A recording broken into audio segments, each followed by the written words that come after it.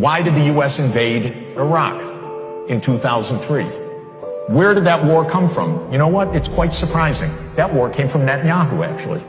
If you take out Saddam, I guarantee you that it will have enormous positive reverberations on the region. Netanyahu had, from 1995 onward, the theory toppling the governments of Iraq, Syria, and Iran. And the guy's nothing if not obsessive. And he's still trying to get us to fight Iran this day, this week. He's a deep, dark son of a, sorry to tell you, because he's gotten us into endless wars, and because of the power of all of this in the U.S. politics, he's gotten his way.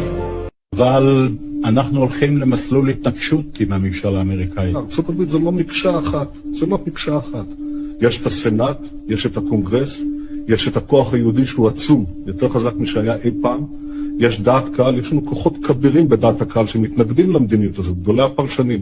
אמריקה לא תכפה לנו דבר.